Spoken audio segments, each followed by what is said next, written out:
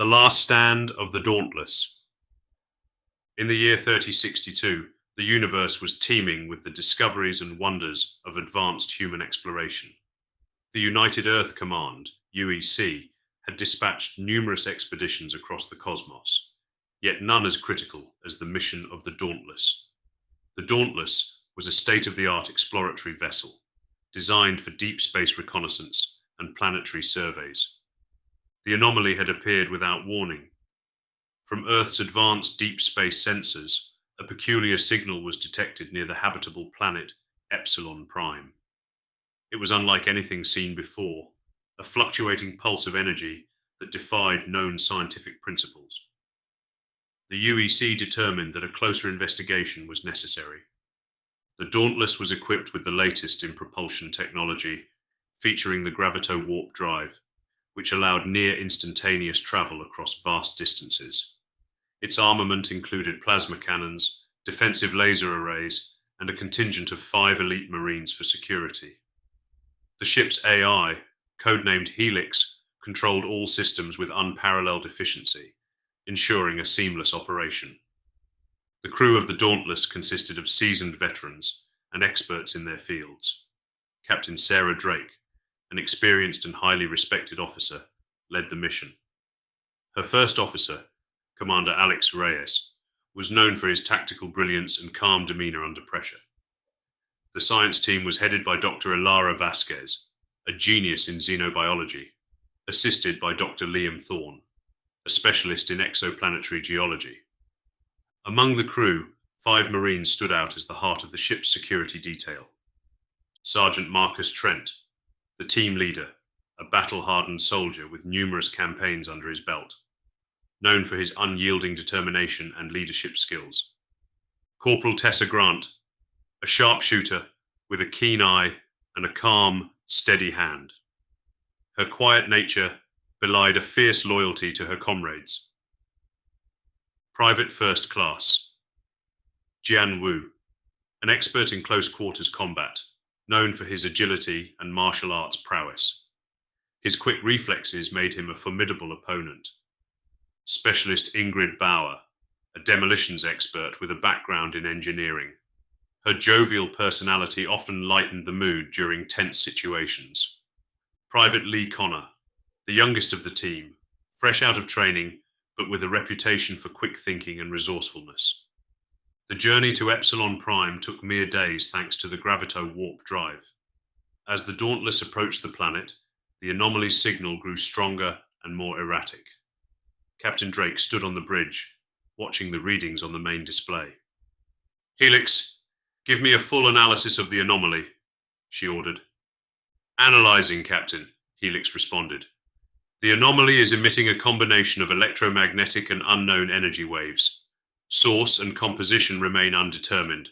Suggest closer examination." "Prepare the landing craft," Captain Drake instructed. "We need to get a ground team down there to investigate.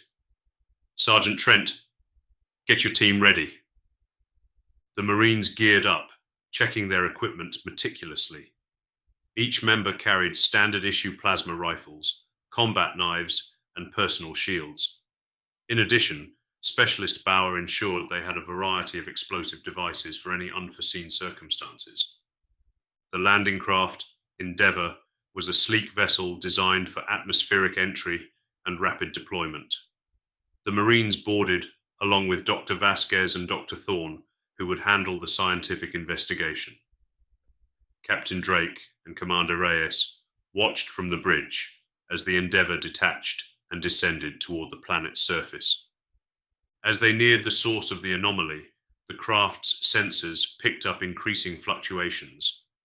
The landscape below was a mix of lush forests and jagged mountains, with the signal emanating from a dense, fog-covered valley.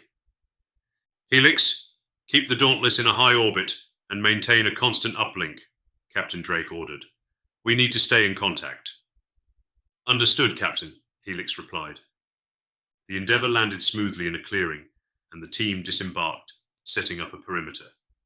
Dr. Vasquez immediately began scanning the area, while Sergeant Trent and his Marines fanned out, securing the surroundings.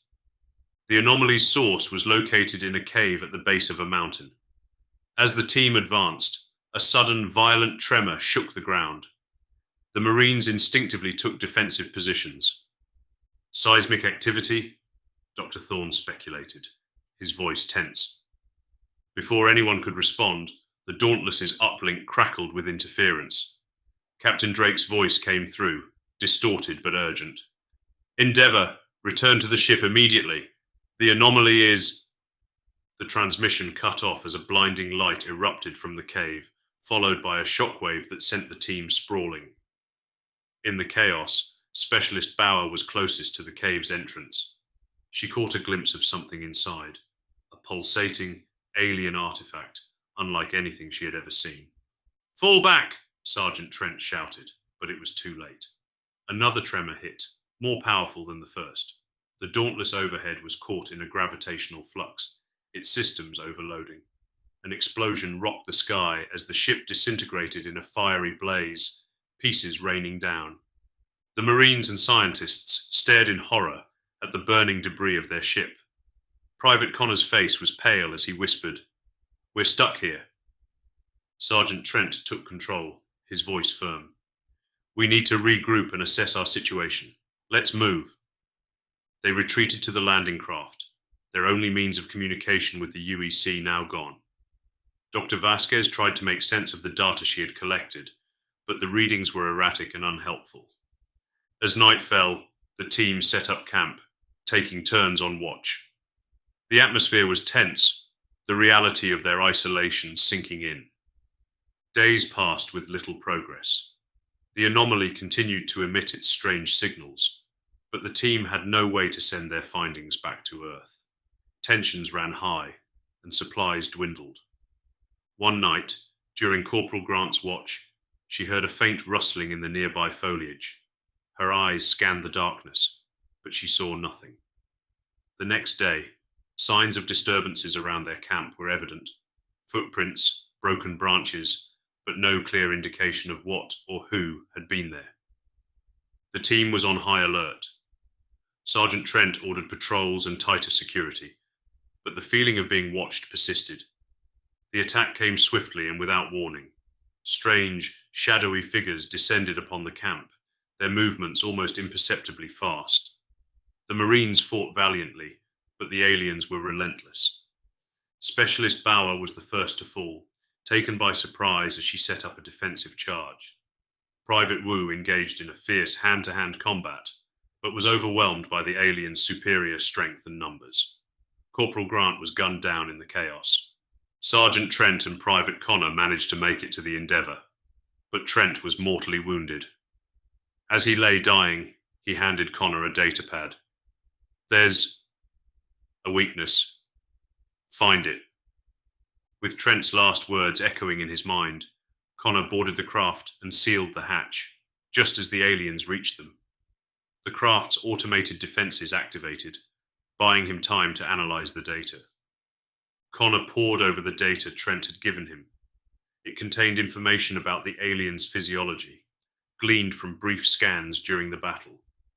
He discovered that their nervous systems were highly sensitive to a specific frequency of sound, an ultra-high pitch that humans couldn't hear but could be generated with the craft's equipment. He quickly rigged a makeshift emitter and prepared for the worst. The aliens were closing in, their shrieks echoing through the night.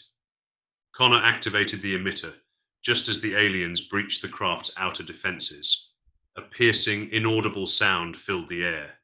The aliens recoiled, their movements disoriented and frantic. Seizing the moment, Connor launched an offensive, using the emitter to drive them back. For hours, he held them off until a sudden silence fell. The aliens retreated into the darkness, unable to withstand the continuous assault. Exhausted and battered, Connor collapsed inside the craft. When he awoke, the Resolute, another UEC ship, hovered above, its rescue team descending. They found Connor, the sole survivor, clutching the datapad.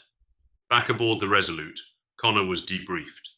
He shared everything: the anomaly, the attack, the aliens' weakness. His discovery provided critical intelligence about the new alien race and their homeworld.